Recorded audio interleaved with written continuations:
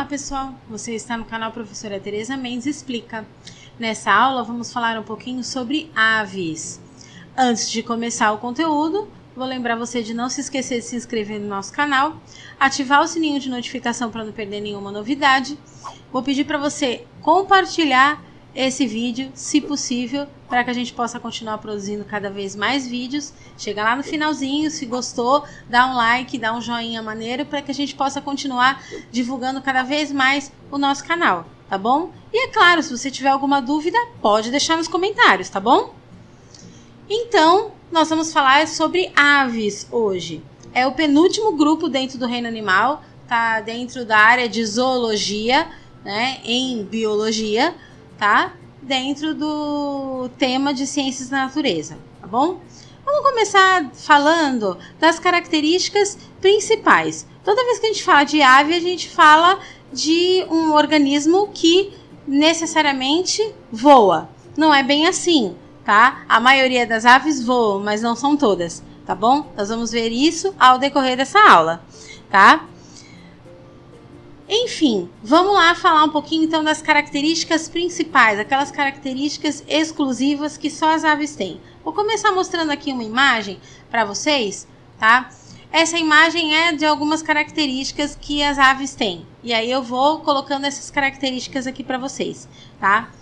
Toda vez que a gente fala de ave, a gente fala de voo, né? Então, a maioria das aves possuem um corpo que a gente chama de corpo aerodinâmico, que é um corpo especializado para voo. E por quê? É porque ela tem algumas estruturas que vão ajudar vão facilitar esse voo. Então, começando pelos ossos pneumáticos.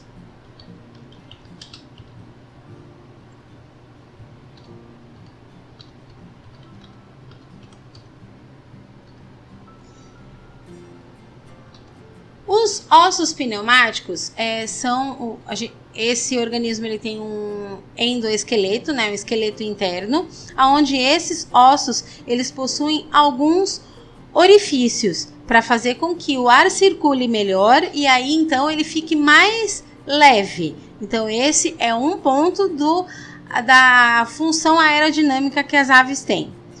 Outra função que vai ajudar bastante nesse voo são as penas. Lembrando que as penas também fazem parte do acasalamento, né, do ritual de acasalamento e também da regulação térmica, tá? Então, não é só essa função das penas. Nós temos também o que nós chamamos de sacos aéreos.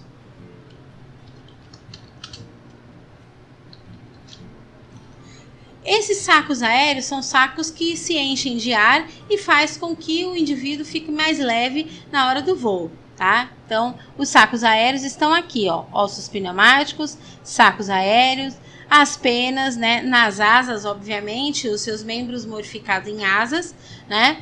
Nós temos também como um item importante no aerodinamismo, que é o osso externo, que seria o osso do meio aqui, tá? Com quilha.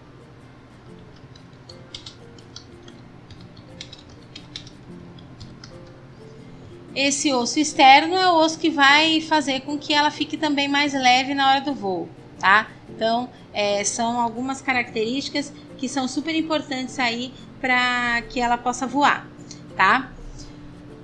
Bom, tirando essa parte do aerodinamismo, né? Nós temos aí algumas estruturas, algumas características como eles são organismos homeotérmicos, tá? Isso significa o quê? Que mantém a temperatura do corpo constante.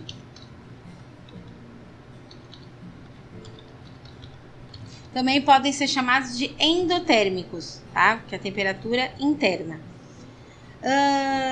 Esse organismo, dentro da alimentação dele, tá? Eles possuem bicos diferenciados.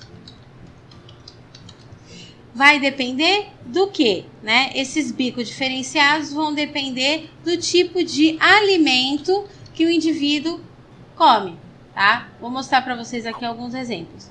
Ó, deixa eu diminuir aqui. Vou mostrar aqui para vocês alguns exemplos, ó.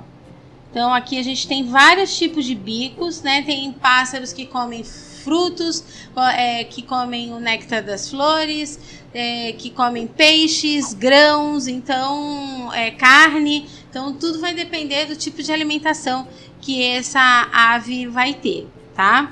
Então, o bico, ele pode variar conforme o alimento. Não é só o bico que varia, também pode variar as suas garras.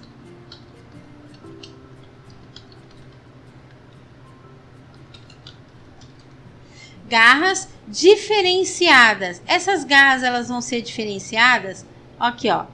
Tá vendo? Vou aumentar aqui um pouquinho para vocês verem, ó. Para andar, para nadar, para agarrar, para trepar, empoleirar. Então, depende do tipo de habitat que esse indivíduo mora, tá? Então, essas garras diferenciadas vai depender do habitat. Certo? Deixa eu só mudar aqui as cores.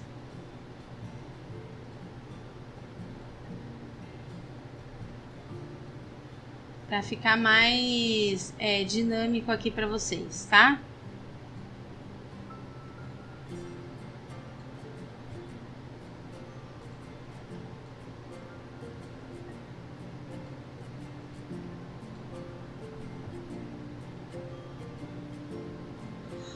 Bom, continuando. Esse grupo, ele tem uma estrutura que é exclusiva dele também, que é chamada de glândula uropigial.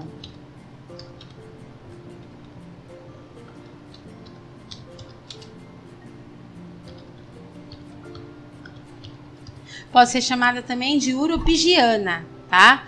O que essa glândula faz? Vou mostrar aqui para vocês. Ó, tem uma imagem aqui. Ela fica aqui bem na parte de trás do indivíduo, bem próximo ao ânus, tá? Essa glândula, ela funciona para impermeabilizar as penas, tá? Então, o pássaro, ele coloca o seu bico nessa glândula, tira um óleo e passa nas suas penas. Isso faz com que a água, por exemplo, não entre nessas penas. E isso ajuda a facilitar bastante aí o desenvolvimento dela, por exemplo, no meio aquático, tá? Então, essa glândula serve para impermeabilizar.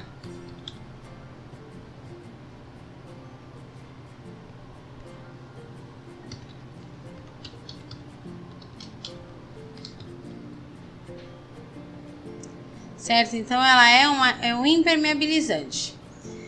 Bom, nós temos também, falando das aves, em relação à reprodução, né? A sua reprodução é uma fecundação interna. Dentro dessa fecundação, nós temos o ritual de acasalamento e corte. Então, existe esse ritual de acasalamento e de corte. E também é importante lembrar que são organismos que são gerados através de ovos, ou seja, são ovíparos, com casca, com período de incubação. Tá? E isso é um ponto extremamente importante também dentro das aves, tá?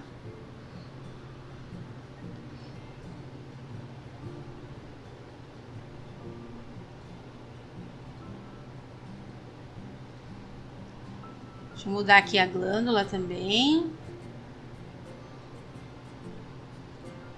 E por fim, vamos falar um pouquinho sobre a classificação desses organismos.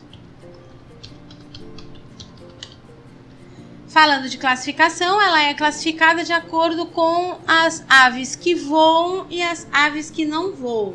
Existem aves que não voam. Então, nós temos lá as carinatas, que é a maioria do grupo, tá? Então, são os organismos que voam. E nós temos as ratitas.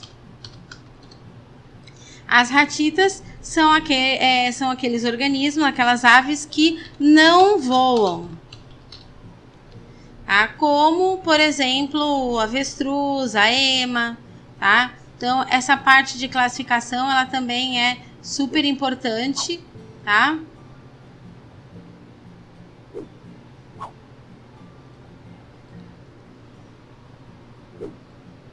Bom, se você tiver alguma dúvida, pode deixar nos comentários.